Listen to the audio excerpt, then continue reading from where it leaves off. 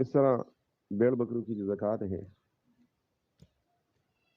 تو اگر کسی کے ساتھ ہے 1 سے 39 تک بکریاں ہیں تو کوئی زکوٰۃ اس کے اوپر نہیں ہے، لیکن اگر 40 سے اوپر جاتا ہے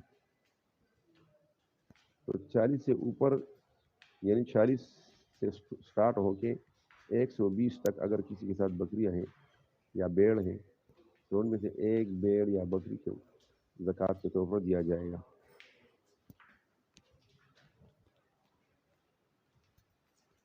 اسی طرح 120 سے لے کر 200 تک ہیں تو 2 بکریوں کی زکوٰۃ،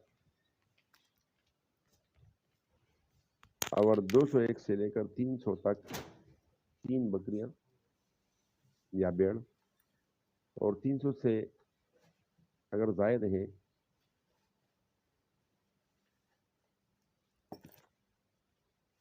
انہیں ہر 100 میں سے ایک بکری۔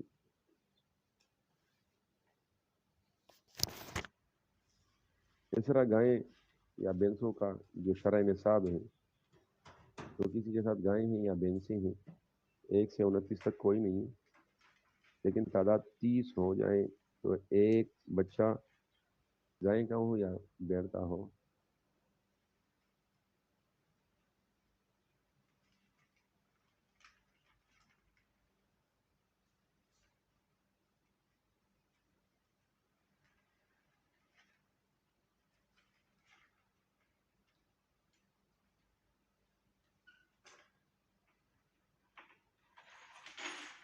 اچھا، مجھے تو پتہ نہیں کہ جرنل میں کیا کچھ پڑھایا گیا ہے، مجھے اس کا کچھ پتہ نہیں۔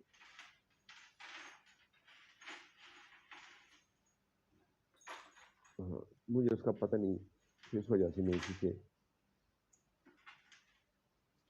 تو کیا خیال ہے پورے زکوٰۃ کو اسکیپ کر کے اگلے کو شروع کریں، کیا اسٹوڈنٹ کیا کہنا چاہتے ہیں؟ اگلے پہ چلے جاؤں۔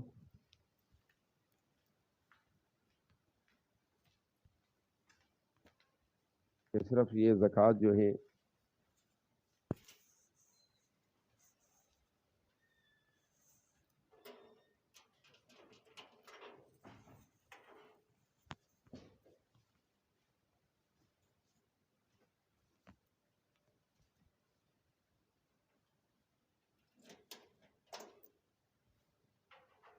دیکھیں، اگر آپ نے ابن تیمیہ کو سرچ کرنا ہے تو نیٹ پہ جا کے سرچ کریں نا۔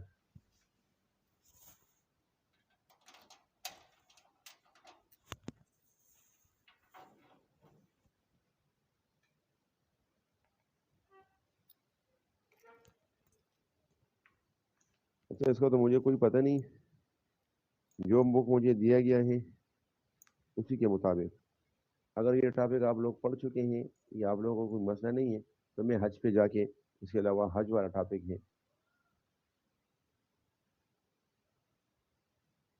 نیٹ پہ ہے، جب استاد ظفر وہ نیٹ پہ ہے، دوسرے ساتھیوں کو بھی بتائیں۔ گوگل تو آج کل ایسا ہے کہ سب کچھ وہاں سے مل جاتا ہے۔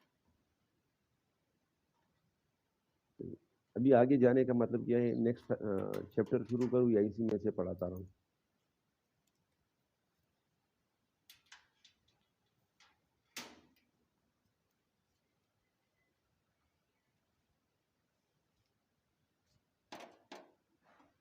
یہ دیکھیں مفتی صاحب، یہ جو بک میں سے، اچھا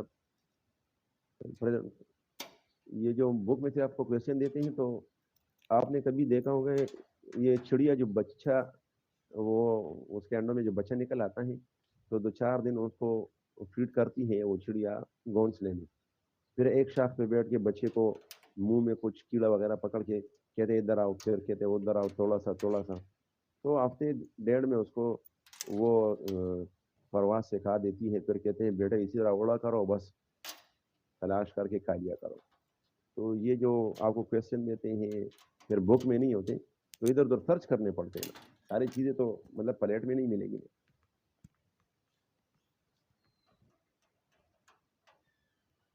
یہ تو آپ کو اڑان سکھاتے ہیں نا۔ وہ ایک بچہ فیل ہوا تھا تو جب گھر پہ آیا پوچھا کیوں فیل ہوئے تھے والد نے، تو اس نے کہا کہ جی وہ مجھ سے وہ کویشچن استاذ نے کیے تھے جس وقت میں پیدا نہیں ہوا تھا. اس نے کہا مثلاً, تو بچے نے کہا کہ سر نے ہم سے یہی پوچھا تھا کہ قائد اعظم کب پیدا ہوا, تو کہتے اس وقت تو میں خود پیدا نہیں ہوا تھا. تو یہی ساری چیزیں ہیں.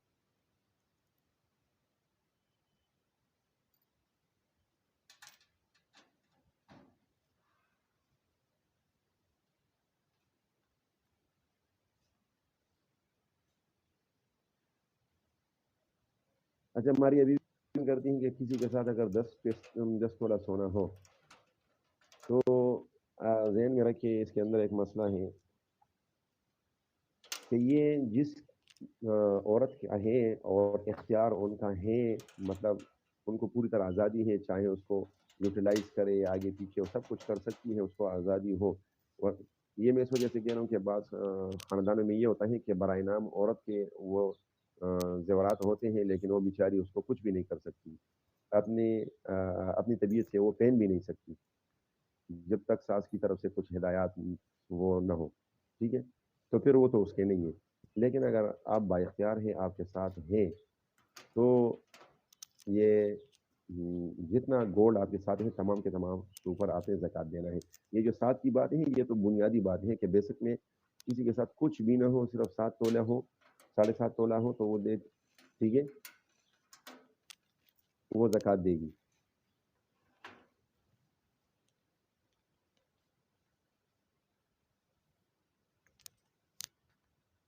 اس کے ساتھ ساتھ جو نقدی ہے وہ ساری چیزیں ان کی قیمت وغیرہ نکال کے تب زکوٰۃ دینا پڑے گا. اچھا چل, میں ابھی آپ لوگ مجھے کلیئر کرا دیں کہ میں وہ یونٹ نمبر 5 پہ چلا جاؤں یا اسی چوتھے کو آگے لے جاؤں.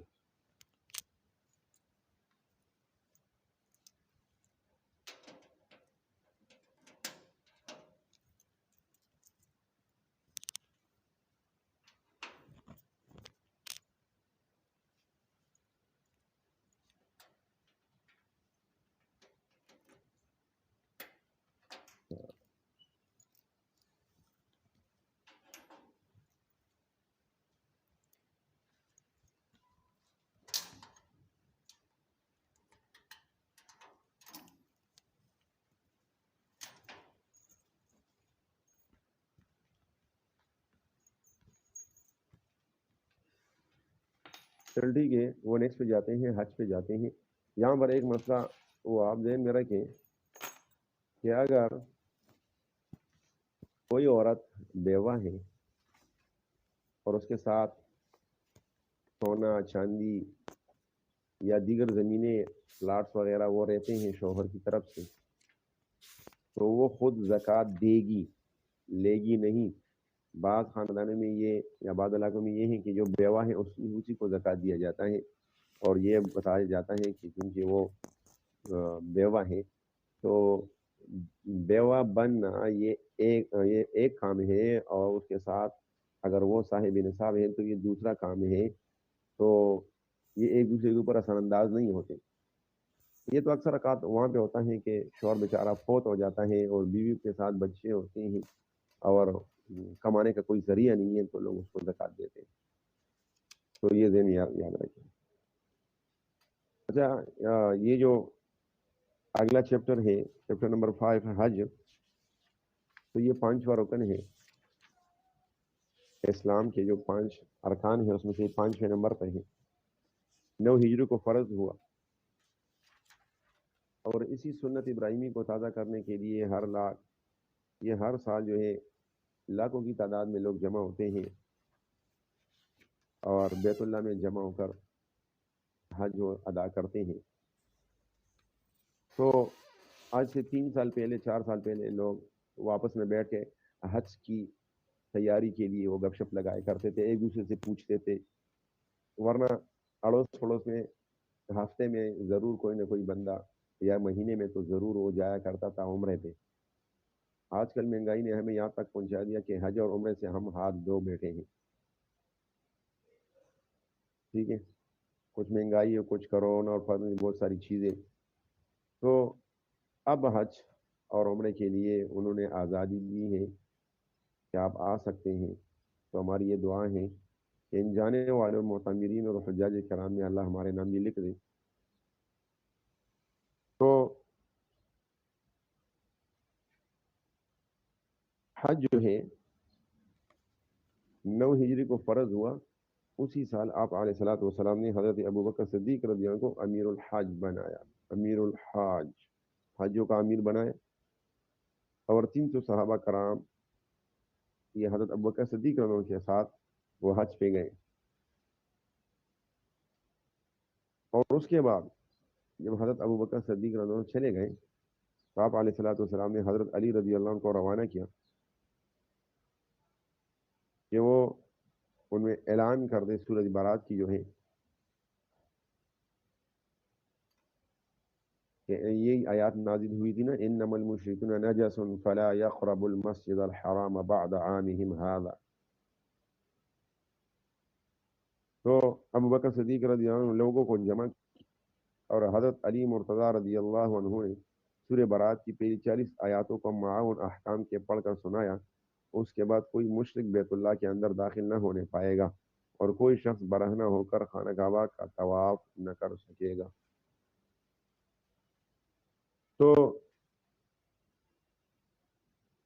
لوگ پرانے زمانے میں بھی حج ادا کرتے تھے، لیکن وہ جاہلیت کے دور میں اسلامی تعلیمات بھول چکے تھے، اپنی طرف سے انہوں نے اس کے اندر نئے نئے طریقے گڑھ لیے تھے.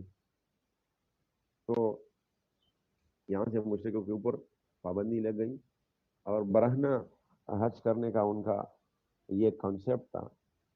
وہ کہتے تھے کہ یہ جو ہم کپڑے پہنے ہوتے ہیں ان کے اندر ہم بہت سارے گناہ کرتے ہیں، تو جب ہم بیت اللہ جائیں گے تو یہی کپڑے نہیں پہنیں گے. ٹھیک ہے، یہ سیم ہندو والا عقیدہ تھا. وہ ہندو عقل کے کورے وہ کیا کرتے ہیں، وہ گائے کو ماں کہتے ہیں، گاؤ ماتا اس کو کہتے ہیں، اور بیل جو ہوتا ہے تو اس کو والد نہیں کہتے. اس طرح یہ لوگ خود گناہ کرتے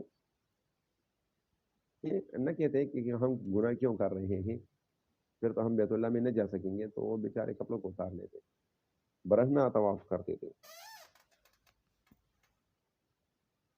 تو حج کے لغوی جو معنی ہیں وہ قصد اور ارادہ کے ہیں.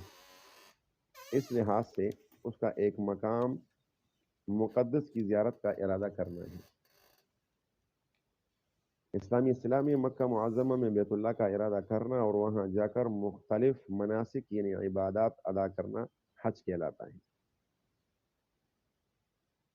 یہ حج کے جتنے ارکان ہیں کو مناسک بولتے ہیں.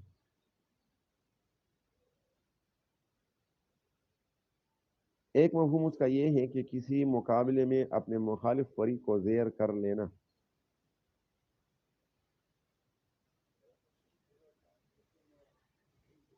نشہ اقتدار میں بدمست ایک حاکم کو حضرت ابراہیم علیہ الصلوۃ والسلام نے واضح ثبوت کے ذریعے اس کی بحث کو ختم کر کے اسے مبہوت کر دیا تھا.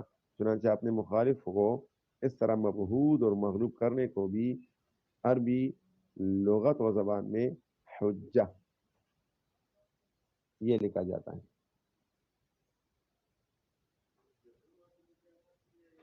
تو جب حج کے لغوی معنی زیارت کا ارادہ کرنا ہے اور شریعت کی اصطلاح میں حج سے مراد وہ جامع عبادت ہے جس میں مسلمان بیت اللہ پہنچ کر کچھ مخصوص اعمال اور عبادات کرتے ہیں. کیونکہ حج میں مسلمان بیت اللہ کا زیارت کا ارادہ وہ کرتا ہے، اس لیے اس کو حج کہتے ہیں.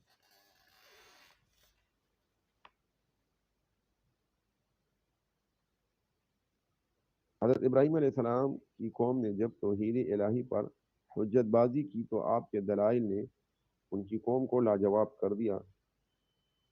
قرآن مجید میں ہے وَتِلْكَ حُجَّتُنَا آتَيْنَاهَا إِبْرَاهِيمَ عَلَىٰ قَوْمِهِ، اور یہ ہماری حجت تھی جو ہم نے ابراہیم علیہ السلام کو ان کی قوم پر دی تھی. اس کے علاوہ حج جو ہے یہ عبادات کا ایک مجموعہ بھی ہے. اس سے پہلے ہم پڑھ چکے ہیں کہ عبادت دو طرح کے ہیں، ایک مالی عبادت ہے اور ایک بدنی عبادت ہے. تو نماز روزہ وغیرہ یہ بدنی عبادات میں سے تھے اور زکوٰۃ جو ہے یہ مالی عبادت میں سے تھا. لیکن حج جو ہے ان کا مجموعہ ہے، یہ مالی اور بدنی دونوں عبادتوں کا مجموعہ ہے.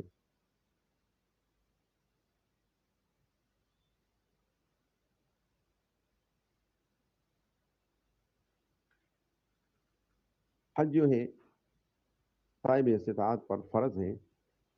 وَلِلَّهِ عَلَى النَّاسِ حِجُّ الْبَيْتِ مَنِ اسْتَطَاعَ إِلَيْهِ سَبِيلًا وَمَنْ كَفَرَ فَإِنَّ اللَّهَ غَنِيٌّ عَنِ الْعَالَمِينَ.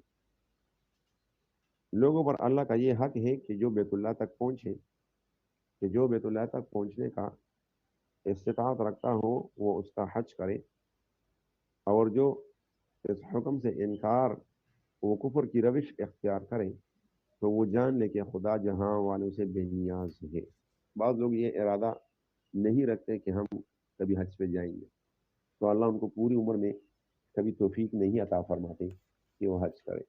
آپ لوگوں نے بہت ساروں کے بارے میں سنا ہوا ہوگا کہ وہ سعودیہ میں رہے، فلاں ملک میں رہے، ان کے پیسوں سے بہت سارے لوگ حج کر لیتے ہیں، لیکن کیونکہ وہ اللہ کے حکم کو ماننے کے لیے تیار نہیں ہوتا، تو اس بیچارے کو کبھی وہ توفیق اللہ کی طرف سے نصیب نہیں ہوتی.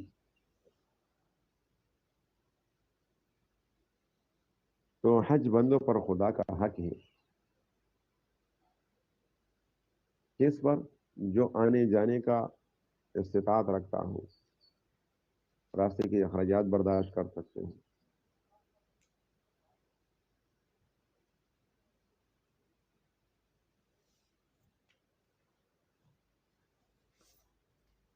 دوسری اہم حقیقت جس کی طرف یہ آیات متوجہ کرتی ہیں وہ یہ کہ استطاعت کے باوجود حج نہ کرنا کافرانہ روش ہے، کافرانہ طریقہ ہے.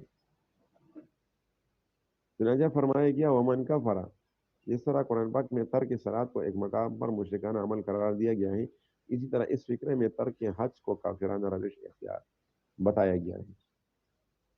اب علیہ الصلوۃ والسلام کا ارشاد مبارکہ ہے جس شخص کے پاس حج کا ضروری سامان موجود ہو اور سواری مہیا ہو جو اس کو خانہ خدا تک پہنچا سکے اور پھر وہ حج نہ کرے، تو کوئی فرق نہیں کہ وہ یہودی ہو کر مرے یا نصرانی.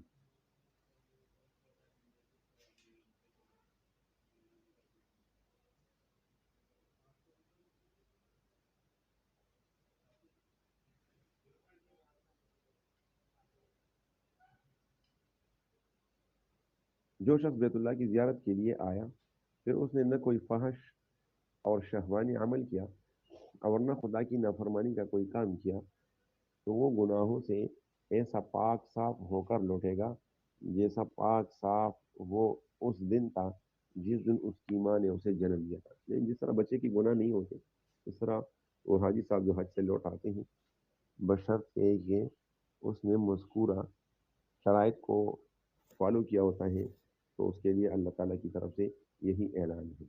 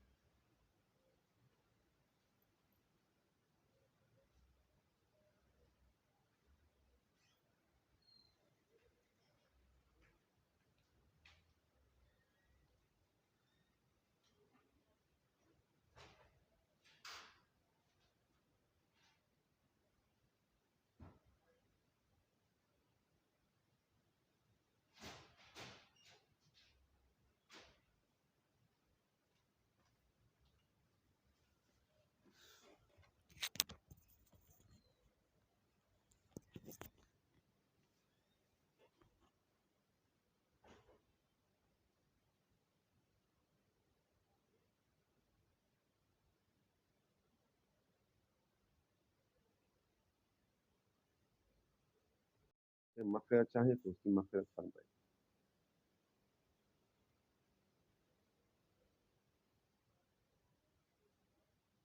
ایک اور فضیلت اس کی یہ ہے،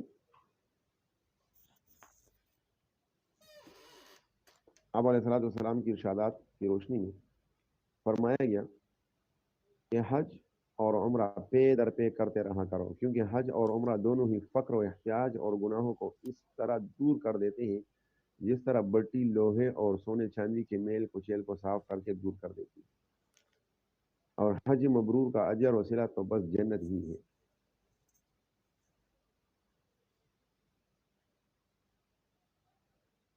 آگے ہے کہ جب کسی زائر حرم سے تمہاری ملاقات ہو تو اس سے پہلے کہ وہ اپنے گھر میں پہنچے اس کو سلام کرو اور اس سے مصافحہ کرو اور اس سے درخواست کرو کہ وہ تمہارے لیے خدا سے مغفرت کی دعا کرے، اس لیے کہ اس کے گناہوں کی مغفرت کا فیصلہ کیا جا چکا ہے۔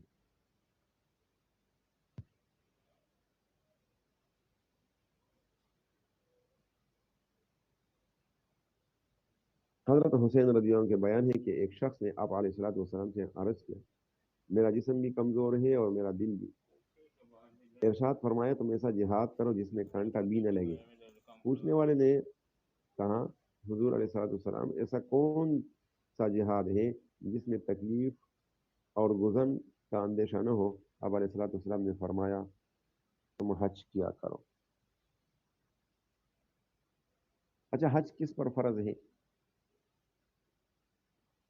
تو ہر عاقل بالغ صاحب استطاعت مسلمان مرد عورت پر حج فرض ہے۔ عاقل بالغ صاحب استطاعت مرد ہو یا عورت ہو، مسلمان کے اوپر حج کیا ہے؟ فرض ہے۔ اس کی فرضیت پر پوری امت کا اجماع ہے۔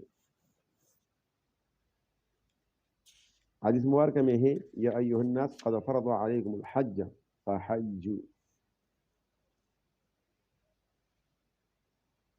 فرضیت کے جو شرطیں ہیں، نمبر ایک وہ اسلام ہے، غیر مسلم پر حج فرض نہیں۔ نمبر دو وہ عاقل ہو، عقل اس میں ہو، مجنون دیوانے اور مخبوط الحواس شخص پر حج فرض نہیں ہے۔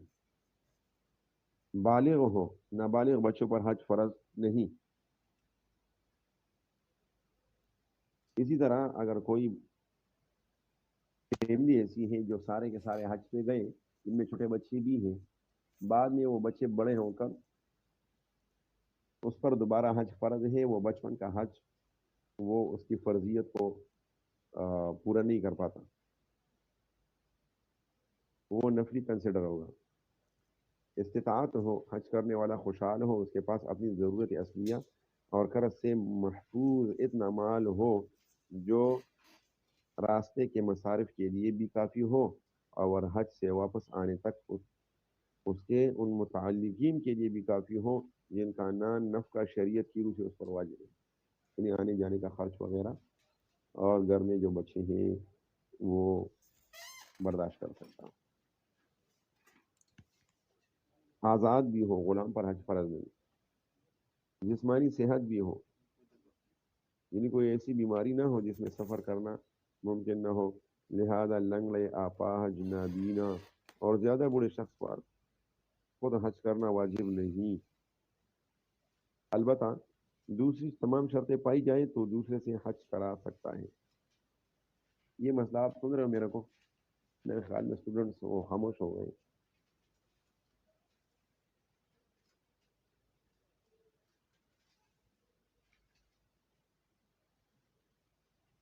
یہ شرط ہے، اس کے اوپر غور کریں۔ میں یہاں سے ایک نقطہ بتا رہا ہوں۔ جو بندہ لنگڑا ہے، اپاہج ہے، بوڑھا ہے، انتہائی کمزور ہے، تو وہ خود حج نہ کرے، نابینا ہے، بلکہ دوسرے لوگ اس کی طرف سے حج کر سکتے ہیں، جس کو حج بدل کہا جا سکتا ہے، اگر وہ صاحب استطاعت ہے۔ تو ذہن میں یہ بات یاد رکھیں، آپ حج عمرے پہ چلے جائیں، اللہ ہم سب کو دکھائیں، تو تمام دنیا سے ینگسٹر آتے ہیں، لیکن ہمارے پاکستان، افغانستان، انڈیا اور بنگلہ دیش یہاں سے کمزور کمزوروں کو بھیجا جاتے ہیں۔ انڈونیشیا میں جو نیا جوڑا ہوتا ہے، نئی نئی شادی ہوتی ہے، وہ کپل آتے ہیں، لیکن ہمارے جو ساری زندگی کمانے میں اور گھر بنانے میں، جائیدادیں لینے میں، ان میں گزر جاتی ہیں. بعد میں کچھ کام کے نہ رہیں تو کہتے ہیں کہ جی دادا جی کو ابھی حج پہ یا عمرے پہ وہ لے کے جاتے ہیں. تو وہ بیچارہ تو اس کی جسم میں اتنی استطاعت کہاں ہوتی ہے، وہ پورا ہلتا رہتا ہے، وہ اپنا وضو پیشاب وہ صحیح نہیں بنا سکتا، اور کبھی ادھر کبھی ادھر یہ دھکے بیچارے کھاتے رہتے ہیں. دوسرے لوگ اس کے دیکھ جب دوسرے لوگ اس کو دیکھتے ہیں تو ان پہ رحم آتا ہے، لیکن وہ بیچارے تو خود اپنے احکامات وہ برابر کرنے کے لیے آئے ہوتے ہیں. وہ کہاں تک اس کو گھما سکتے ہیں؟ زیادہ سے زیادہ انگلی پکڑ کر اس کو تھوڑا سا اٹھا لیا یا ویل چیئر کو دھکا دیا، حرم تک لے گئے. باقی آگے وہ کیا کریں گے، کیونکہ ان لوگوں کے اپنے مسائل ہوتے ہیں. تو کوشش کریں، نیت کریں، جس کے ساتھ پیسے ہیں. حج مہنگا ہے یا سستا ہے، بسم اللہ کر لے، جوانی میں جائیں.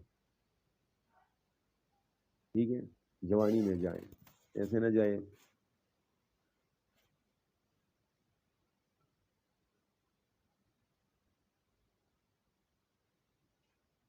ہماری طرف میں ینگسٹر جاتے ہیں لیکن اکثریت ہمارے بوڑھوں کی جاتی ہے. یہ میں نہیں کہہ رہا کہ سارے بوڑھے جاتے ہیں، ینگسٹر جاتے ہیں لیکن ہماری اکثریت کو شوق کی دنیا زیادہ ہیں، وہ کمانے کے چکروں میں ہوتے ہیں، اس طرف کبھی دھیان نہیں ہوتا. یہ حج کا دھیان ہمارا تب پیدا ہوتا ہے جب ہم ریٹائر ہوتے ہیں. یہ ذہن میں آتا ہے، آپ میرے ساتھ انشاءاللہ اتفاق کریں گے اسی بات پہ کہ تمام کاموں کو نمٹانے کے بعد جب جسم میں سکت نہ رہے تو مسجد میں اذان دینے کی ڈیوٹی ہم لیتے ہیں، اگر کہ ہم غلط سلط پڑیں، لیکن پھر بابا جی ہی اذان دے گا. کوئی اچھا سا قاری ہو، وہ تجویدی الفاظ کے ساتھ وہ اذان وہ دے سکتا ہو، لیکن وہ ذرا ینگ ہو تو اس کو یہ اجازت نہیں ملتی، کیونکہ بابا جی موجود ہے نا، جس نے ساری زندگی ادھر ادھر کپا دی تھی، ابھی بیٹوں نے گھر سے بے دخل کیا ہوا ہے، گھر کے معاملات میں اس کا کوئی بھی تعلق نہیں ہے، تو وہ جا کے مسجد میں آتا ہے.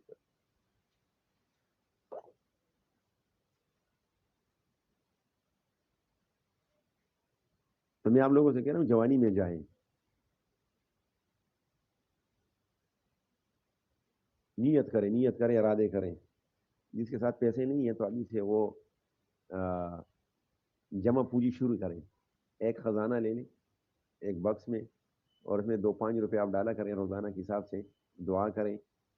اور حج اور عمرہ پہ جانے کے لیے، حج پہ جانے کے لیے ایک وظیفہ یہ ہے کہ جو بندہ ہر فرض نماز کے بعد تلبیہ وہ پڑھ لے، لبیک اللہم لبیک لا شریک لک لبیک ان الحمد والنعمت لک والملک لا شریک لک. یہ اور ساتھ لقد صدق اللہ رسولہ الرؤیا بالحق لتدخلن المسجد الحرام ان شاء اللہ آمینین محلقین رؤوسکم ومقصرین لا تخافون فعلم ما لم تعلموا فجعل من دون ذلك فتحا قریبا. یہی آیت سورہ فتح کی، یہ آیات ہر فرض نماز کے بعد اس کو پڑھا کریں، انشاءاللہ ثم انشاءاللہ وہ جلد اللہ دیدار کرا دے گا.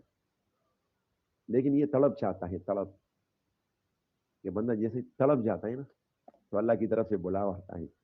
پھر غربت اور بیچارگی اور ان تمام چیزوں کو نہیں دیکھا جا سکتا. بس انہوں نے کیا کیا، کام بنا دیا. جب اللہ نے کام بنا دیا رکوانے والا کوئی رہتا نہیں. لیکن ابھی آپ جوانی میں ارادہ کریں، پکا ارادہ کریں. ٹھیک ہے.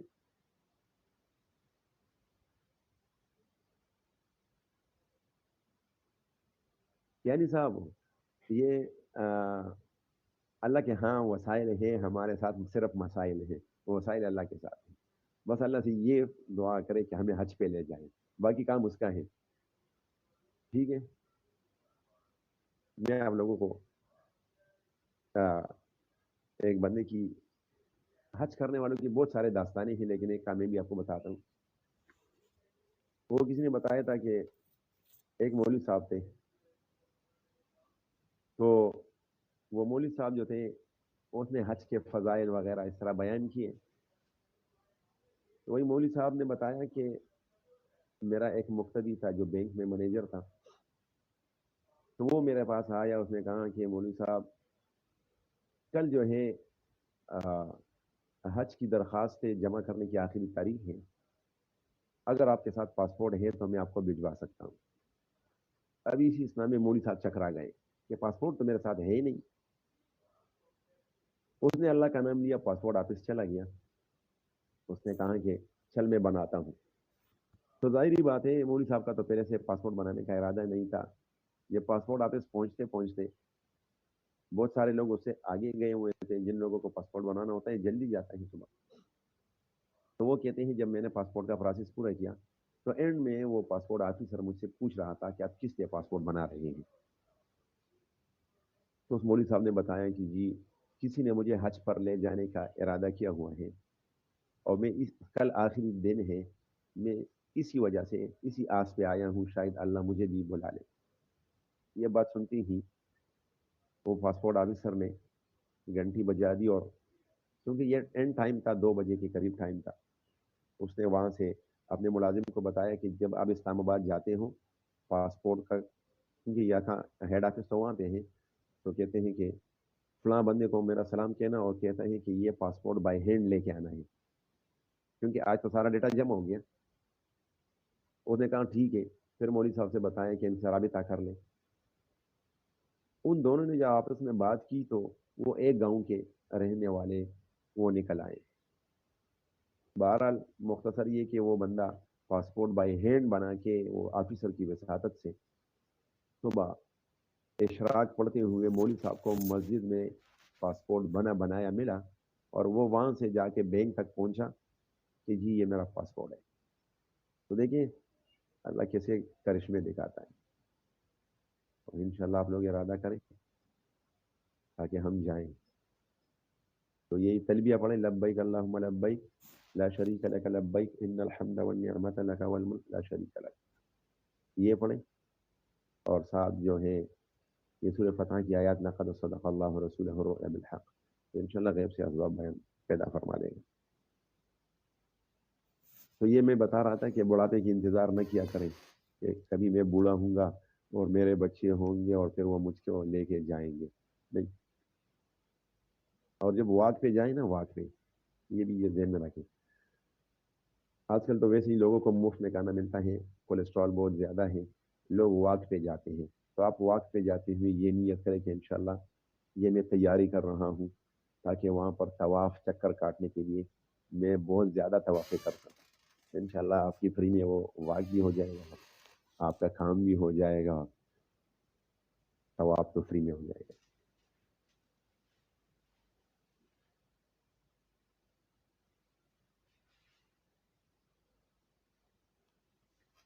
اچھا, ایک شرط یہ بھی ہے کہ سفر حج میں جو بیوی یا کوئی عورت ہے تو ان کے ساتھ بھائی یا اس کا کیا ہے والد, اگر شادی شدہ ہے تو شوہر وغیرہ, یہ ہونا چاہیے. عورت کے لیے حج پہ جانے کے لیے محرم شرط ہے, محرم نہ ہو تو حج پہ نہ جائیں. ایسی عورت جو صاحب استطاعت ہو اور اس کے ساتھ محرم نہ ہو تو وہ حج پہ نہیں جائے گی اگر کسی پر حج فرض ہے. ہاں, ایسی عورت کہ وہ اس طرح پھر کر سکتی ہے کہ اپنے ساتھ ساتھ محرم کا خرچہ بھی برداشت کریں. اس کا بھائی ہے, والد ہیں, ٹھیک ہے, وہ کمزور ہیں, وہ حج خود نہیں کر پاتے اور یہ حج کر نہیں سکتی, لہذا وہ 2 بندوں کی پیمنٹ کر لیں, انشاءاللہ اس کو بھی اللہ توفیق دے گا, یہ حج کرنے والے کا ثواب اس کو بھی ملے گا. نہیں, گروپ میں نہیں جا سکتی. جب اسلام نے پابندی لگا ہی رکھی ہے, پرسوں بھی میں آپ لوگوں کو مسئلہ بتا چکا ہوں کہ بیت اللہ کے اندر اگر حسن بصری قرآن سکھائے اور رابعہ بصری اس سے پڑھتی رہے تو یہ ناجائز ہے.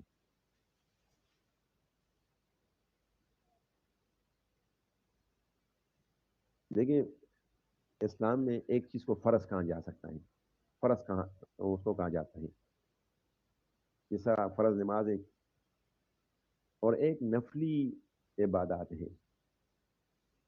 تو جتنے ہمارے بزرگ ہیں, اولیاء اللہ ہیں, تو فرض عبادت سے وہ ان درجات تک نہیں پہنچے.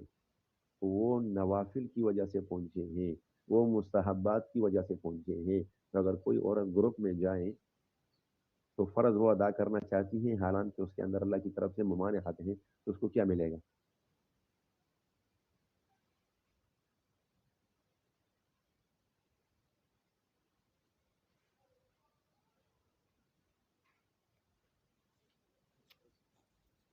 یہ مفتی صاحب کا مسئلہ ہے. مفتی صاحب انہیں بتائیں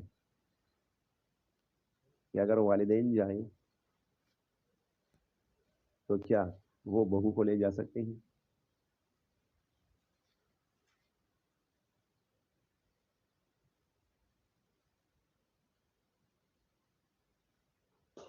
دیکھیں بلال بھائی، یہ جو آپ بات کر رہے ہیں نا، انہوں نے تو صرف فتویٰ دیا ہے. اس کے اندر اگر میں آپ کو بتاؤں تو ان کے اوپر حالات پڑ گئے تھے. جب یہ اسلام آج نہیں، 1400 سال پہلے سے آیا ہوا ہے، 1450 سال سے. تو کرونا کی وجہ سے ان کے حالات بہت کمزور ہو گئے اکنامکلی. تو آپ لوگوں کو انہوں نے اجازت اس وجہ سے دی ہے کہ زیادہ سے زیادہ لوگ آ جائیں، ہم زیادہ کمائیں. آپ کی عبادت کے ساتھ ان کا سروکار نہیں ہے. یہ محمد بن سلمان کون ہے، آپ دیکھ نہیں دیں کس کے ایجنڈے پہ کام کر رہے ہیں؟ مفتی صاحب، ایم آئی رائٹ؟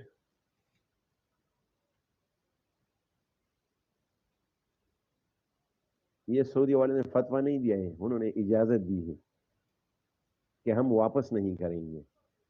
فتویٰ اسے کہتے ہیں کہ اسلام میں یہ حکم ہے. یہ کون سا قانونی عمر ہے رضی اللہ عنہ کہ تمام عورتیں یہ بحفاظت ہیں، محفوظ ہیں.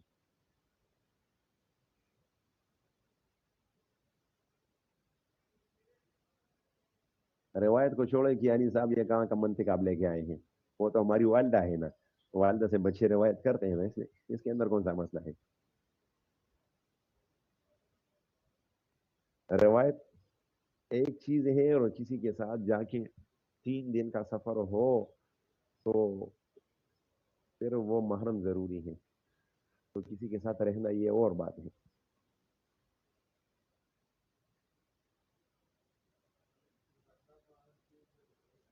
یہ آپ لوگ مختلف چینلز دیکھتے نہیں ہیں کہ لوگوں نے کیا کیا گل کھلائے ہوتے ہیں؟ آپ لوگوں کو میں مسئلہ بتاؤں. مسئلہ یہ ہے کہ والد اگر گھر کے اندر اکیلا ہے تو اس کے ساتھ اپنی بیٹی نہیں رہے گی. Keep in your mind. یہ والدہ کی ذمہ داری ہے کہ گھر سے جاتے ہوئے اکیلی بیٹی کو گھر میں نہ رہنے دے. یہ اسلام کا حکم ہے. ساتھ کوئی اور ہونا چاہیے، سہیلی وغیرہ ہو، کچھ چھوٹے بچے وغیرہ ہو. ورنہ پاکستانی ڈرامے تو آپ دیکھتے ہیں نا، یہ ساس و بہو اور پتہ نہیں کن کن کے، وہ جو فری میں ٹیوشن کراتے ہیں شیطانیت کے.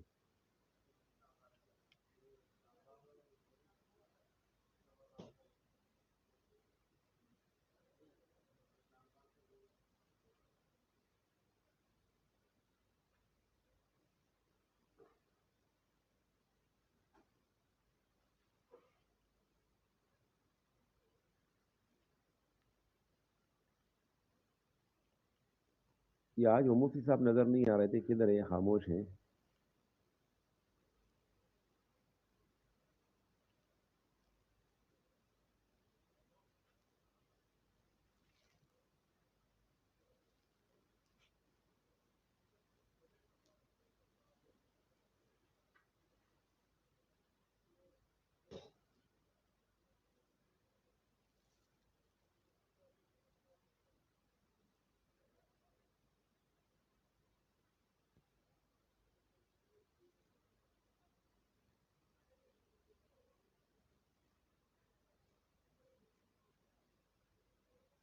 اچھا ٹھیک ہے، ٹھیک ہے، ٹھیک ہے. ہاں، وہ گروپ کی حج کرنے کی بات پہ وہ بات ہو رہی تھی. تو علم حاصل کرنا، اگر آپ علم حاصل کرنے کے حوالے سے بات کر رہے ہیں، میں نے حسن بصری کی بات کی تو یہ آپس میں غیر محرم ہے. اور عائشہ رضی اللہ عنہ جو ہے وہ مسلمانوں کی ماں ہے.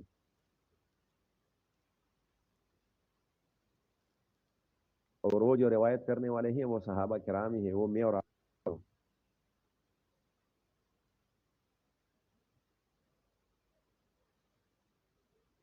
مفتی صاحب آپ کہاں چلے گئے؟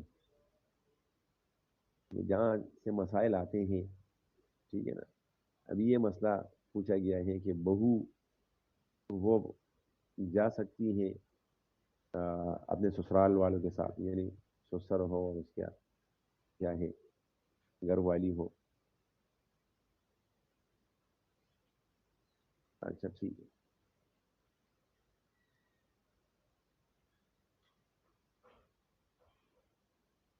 اچھا جہاں پر غیر محرم ہو تو بس حج نہیں کیا جائے گا. یہ اسلام نے فارمولہ بیان کیا ہے. وہ جس طرح مشرف صاحب کہہ کے گئے تھے نا کہ اگر مگر کچھ نہیں، بس میں تمہارا صدر ہوں، تو اس کے اندر اگر مگر کی بات نہیں ہوگی. بس یہ حج کا یہی مسئلہ ہے. ٹھیک ہے. اچھا پھر حج کی اقسام ہے، اس پہ بھی بات ہوگی. مفسدات حج سے بچنا چاہیے، حج کے ارکان اور فرائض کو ادا کرنا چاہیے. اور وہ کیا ہے؟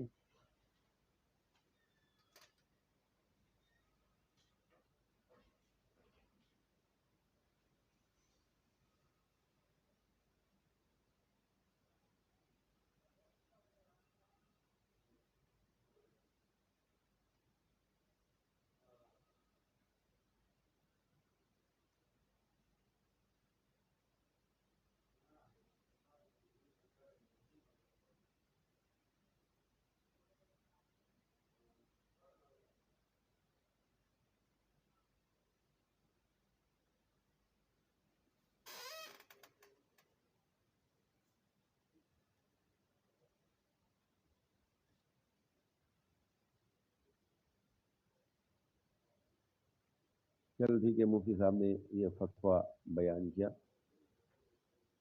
لیکن جو ہے احتیاط جو ہے اب بھی اپنی جگہ پہ ہے. اسی میں سے عافیت ہے کے ساتھ ساتھ کوئی اور بھی ہو.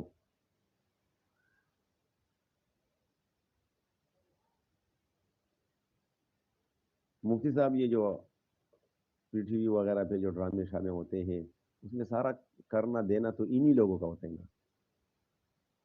ٹھیک ہے. کیونکہ ہم بھی آپ کی طرح مسجد میں بیٹھے ہیں، بغیر اخبار کے بہت ساری خبروں سے باخبر ہوتے ہیں. تو وہاں پر کیا ہوتے ہیں؟ یہی سارے رنگ رنگیلیاں یہی لوگ کھیلتے ہیں، وہ طریقے بتاتے ہیں.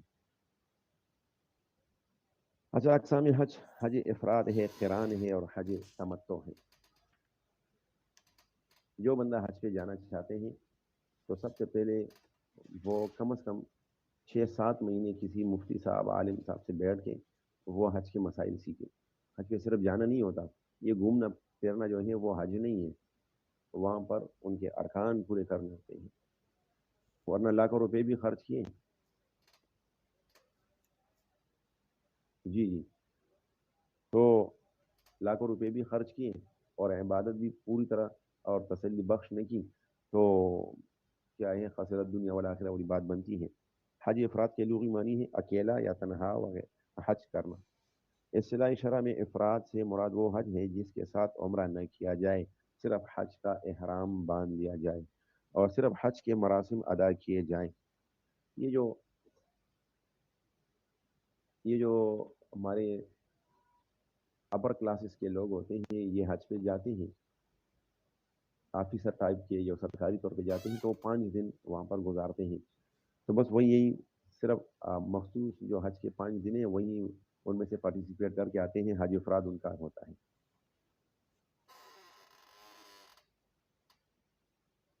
حج قران: قران کے معنی ہے دو چیزوں کو ملانا، یعنی عمرہ اور حج کو ملاتے ہیں. قران حج اور عمرے کا احرام ایک ساتھ باندھ کر دونوں کے ارکان ادا کرنے کو کہتے ہیں. حج قران کرنے والے کو قارن کہتے ہیں. ٹھیک ہے. یہ جو حج افراد کرتے ہیں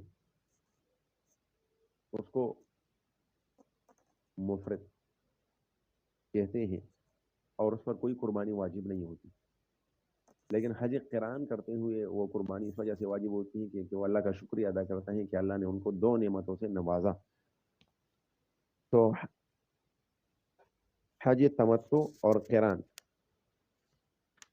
حج قران افراد اور تمتع سے افضل ہیں. حج قران جو ہے وہ حج افراد اور تمتع سے افضل ہے. حج تمتع یعنی پہلا وہ عمرہ کر لیتے ہیں، بعد میں سے حج کر لیتا ہے. تو بیچ میں جتنے دن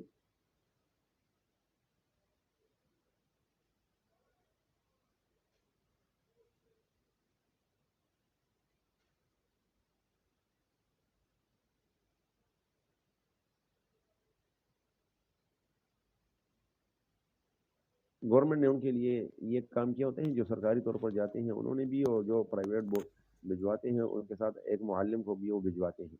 وہ معلم یہ کرتا ہے کہ ان کو وقتاً فوقتاً بتاتے ہیں یہاں پر یہ کرنا ہوگا، یہاں پر وہ کرنا ہوگا. لیکن بندے کو وہ جگہ بھی بتا دیں، لیکن وہ ساری چیزیں تو وہاں پر وہ اتنی تفصیل سے نہیں بتا سکتا. تو گھر سے تیاری کر کے جائیں. تو حج قران جو ہے یہ بنسبت یہ تمتع اور افراد کے یہ مشکل ہے، اس وجہ سے یہ افضل ہے. عبداللہ بن عباس رضی اللہ عنہ کا بیان ہے کہ آپ علیہ الصلوۃ والسلام نے فرمایا حج اور عمرے کو ملا کر ادا کرو، اس لیے کہ یہ دونوں ناداری اور گناہوں کو نیست و نابود کر دیتے ہیں، جیسے کہ بٹی لوہے اور سونے اور چاندی کے میل کچیل کو نیست و نابود کرتی ہے.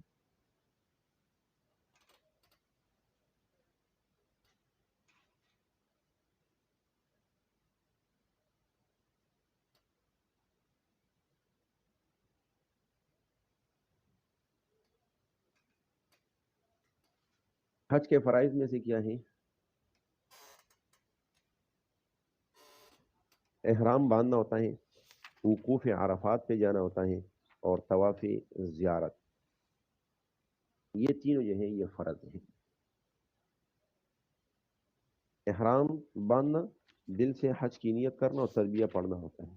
احرام جب باندھ لیا، وقوف عرفات یعنی نو حجہ کو زوال آفتاب کے وقت سے غروب آفتاب تک عرفات میں ٹھہرنا، اور ظہر اور عصر کی نمازیں وہی ادا کرنا. طواف زیارت جو 10ویں ذی الحجہ کی صبح سے لے کر 12ویں ذی الحجہ کی شام یعنی غروب آفتاب تک سر کے بال منڈوا کر یا اس کو کتروا کر کیا جا سکتا ہے.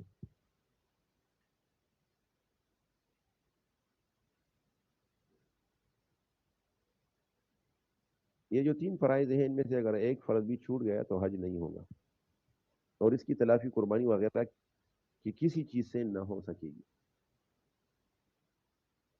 ان فرائض کا ترتیب وار اور ہر فرض کو اس کے مقررہ وقت اور دن میں ادا کرنا ضروری ہے. تقدیم و تاخیر جائز نہیں، ورنہ پھر قربانی واجب آئے گی، جس کو دم کہتے ہیں.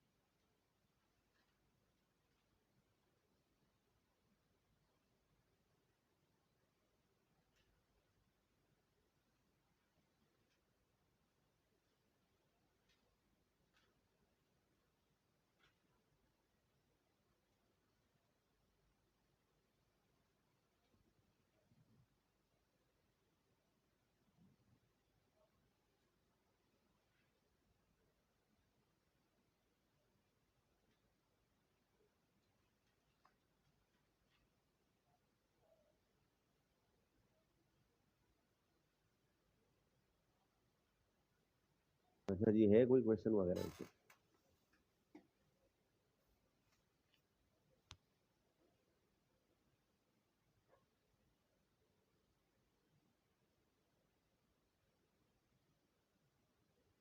اچھا، تو حج پہ جا کے یا عمرہ پہ جا کے سب سے زیادہ فضیلت جو ہے وہ طواف کا ہے.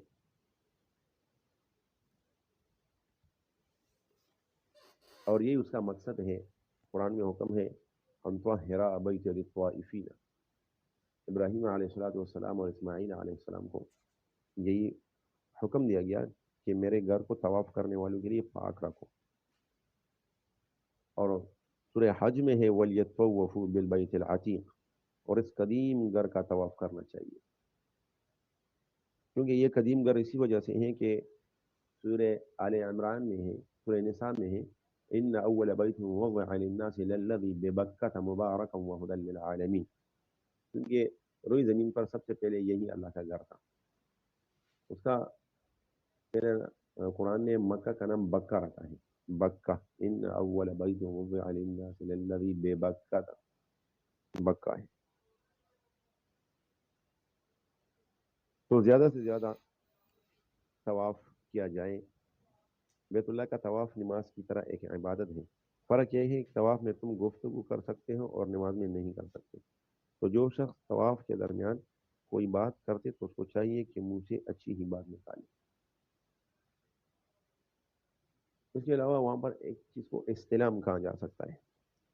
وہاں پر ایک پتھر ہے خانہ کعبے کے ایک کونے پہ لگایا گیا ہے جس کو حجر اسود کہتے ہیں. تو استلام کے لغوی معنی بوسہ اور چھونا ہے. استلام حجر اسود کو بوسہ دینا اور رکن یمانی کو چھونا. طواف کا ہر اس کو شوط کہتے ہیں، شین و طوا شوط، چکر شروع کرتے وقت حجر اسود کا استلام کرنا اور اسی طرح طواف کے ختم پر حجر اسود کا استلام کرنا سنت ہے.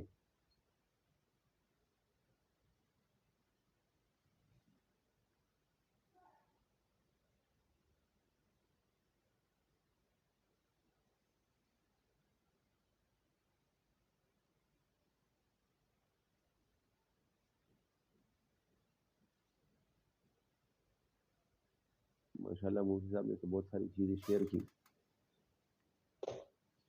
لیکن جب تک ماڈل سامنے نہ ہو، ماڈل سامنے نہ ہو ایک اور کوئی ایسا بندہ جو قابل بندہ ہو، جو لکھا پڑھا بندہ ہو اور وہ حج پہ گیا ہو، وہ آپ کو گائیڈ کرے، تو یہ ساری چیزیں تب ہو سکتی ہیں.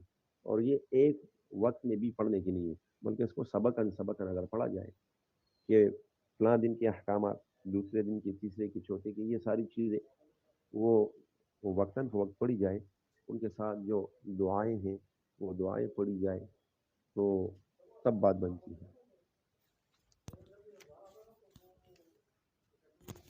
تو جہاں پہ اسلام کی بات ہو رہی تھی وہاں پر اکثر لوگ دھکے وغیرہ بھی لگاتے ہیں، یہ کوشش کرتے ہیں کہ حجر اسود کو چھو لیا جائے.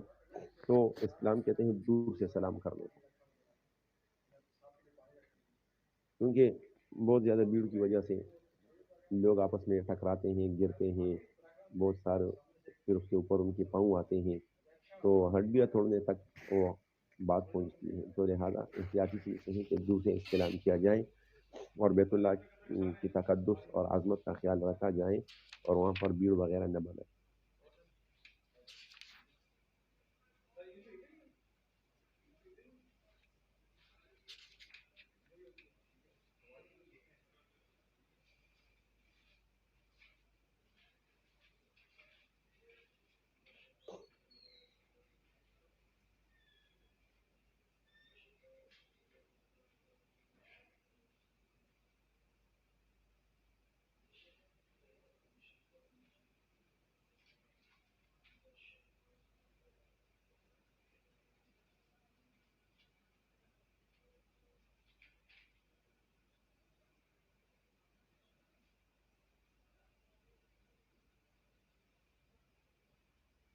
اچھا، پھر جو طواف وہاں سے کی جاتی ہیں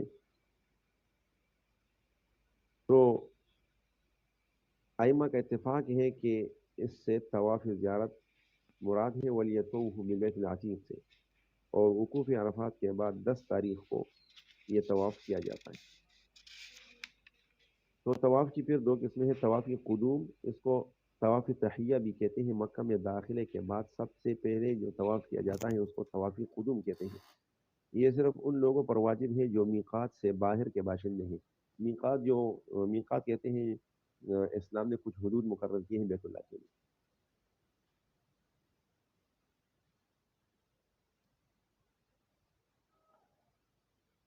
ٹھیک ہے، اور ان کو آفاقی بھی بولتے ہیں. ہم آفاقی لوگ ہیں، جو بیت اللہ کے حدود ہیں ان کے باہر سے جو لوگ آتے ہیں ان کو آفاقی کہتے ہیں. تو یہ طواف تحیہ بھی ہے، اس کو طواف قدوم کہتے ہیں. قدوم کے معنی آنے والا، قدوم آنا جو ہوتا ہے، آنے والے مقدوم. اچھا، طواف وداع، الوداع جو واپسی کی، رخصتی کی وقت، رخصتی کے وقت جو آخری طواف کیا جاتا ہے اس کو طواف وداع یا طواف صدر بھی کہتے ہیں. یہ بھی آفاقیوں پر واجب ہے.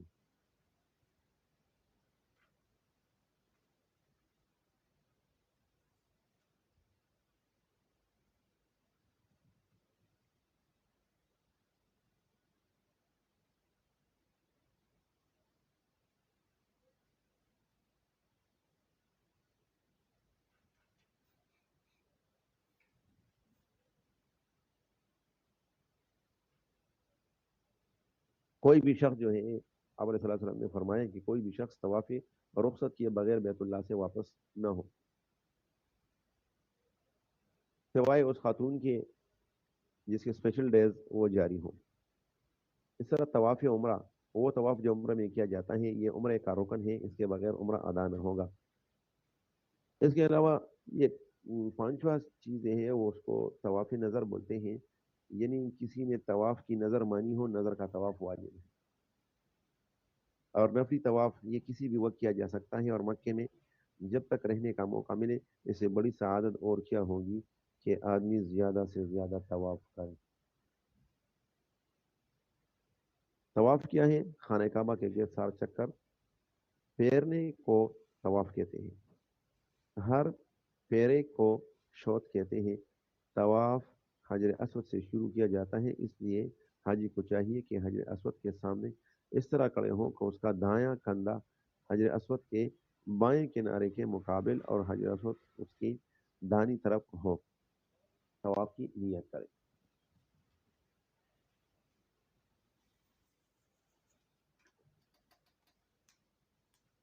ایک اور طواف ہے جس کو طواف افاضہ کہتے ہیں، یہ حج کا تیسرا رکن ہے، اگر یہ ادا نہ کیا جائے تو حج نہیں ہوگا۔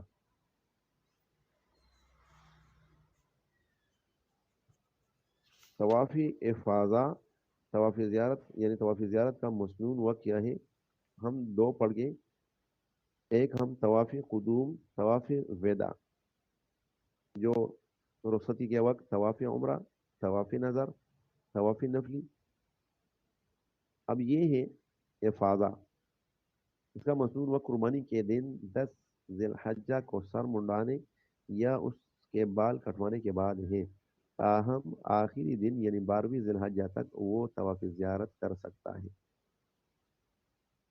بس اللہ تعالیٰ سے دعا ہے کہ ہم سب کو وہ آسانیاں فرمائے اور ہم حج پہ چلے جائیں، خوب عبادتیں کریں، نیت یہاں سے کریں، اور یہ سارے مسائل پھر جب کتاب کو ساتھ لے جائیں تو خود بخود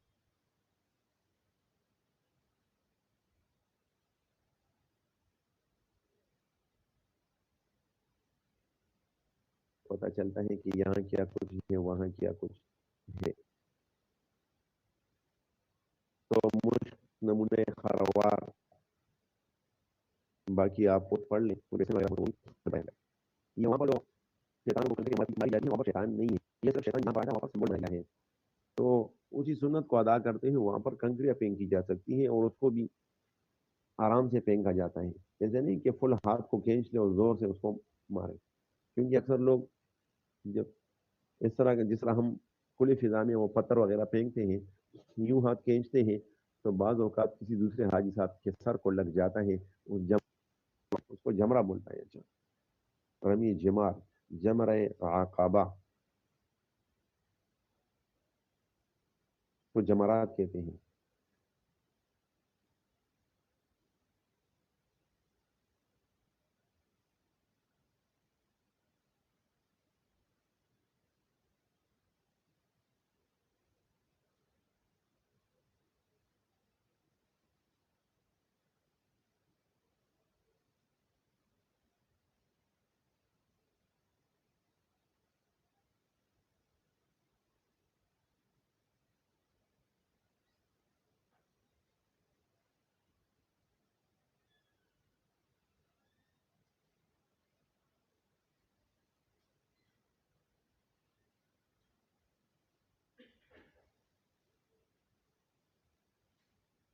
ماشاء اللہ۔ مفتی صاحب کیا ابھی میں سمجھا نہیں؟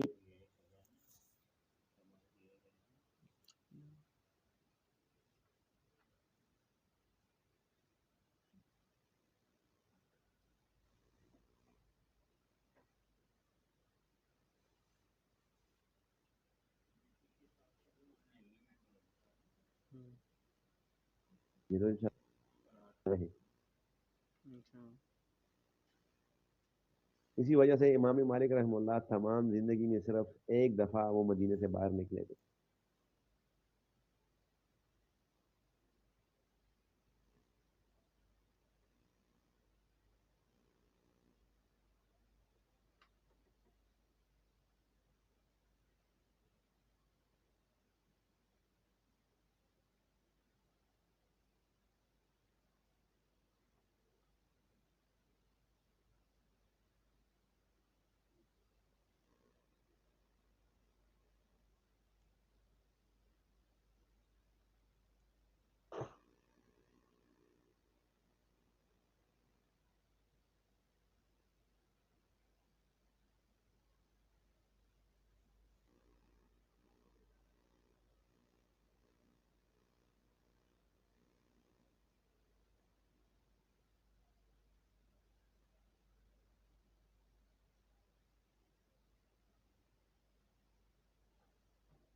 جی جی،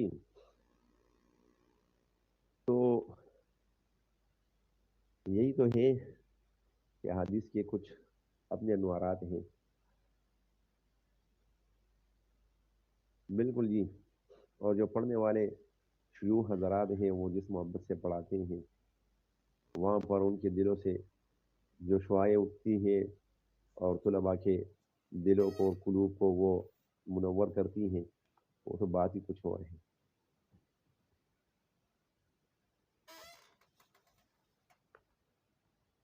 تو مفتی صاحب یہ تو محبت اور الفت کی بات ہے. جتنی الفت سے اساتذہ پڑھاتے ہیں اور شاگرد بھی اتنی محبت سے اس کو پڑھ لیں تو ظاہری بات ہے. انسو پھر کیا ہے، وہ تو تھمنے کا نام ہی نہیں لیتے. وہ کہتے ہیں نا، انسو کسی کے یاد کے کتنے قریب تھے، آنکھیں بے اختیار چھلک پڑتی ہیں.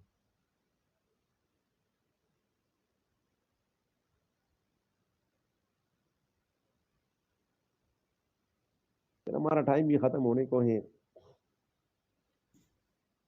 دعائیں کرتے رہیے، اور اسپیشلی وہ بندہ دوسرے کے لیے دعا کرتا ہے تو فرشتے امین کہتے ہوئے یہ بھی ساتھ اضافہ کرتے ہیں کہ یا اللہ پہلے ان کو کرا دے، بعد میں جن کے لیے وہ دعا کرتے ہیں.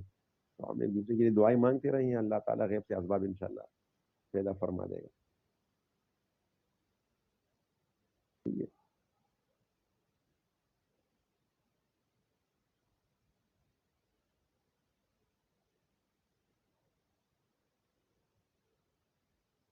اچھا، ماشاء اللہ.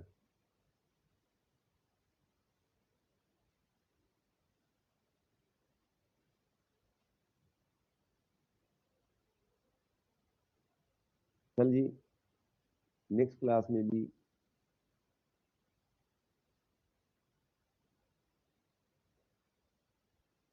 بلال صاحب آپ کی کلاس سائلنٹ ہوتی ہے تو اس کا میرے ساتھ کچھ نہیں ہے.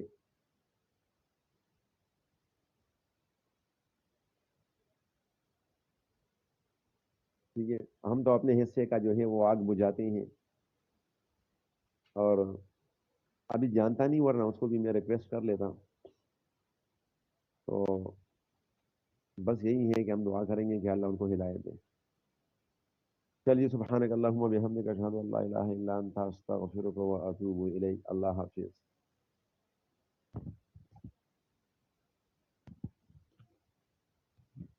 جی جی، 18 میرے ساتھ ہیں.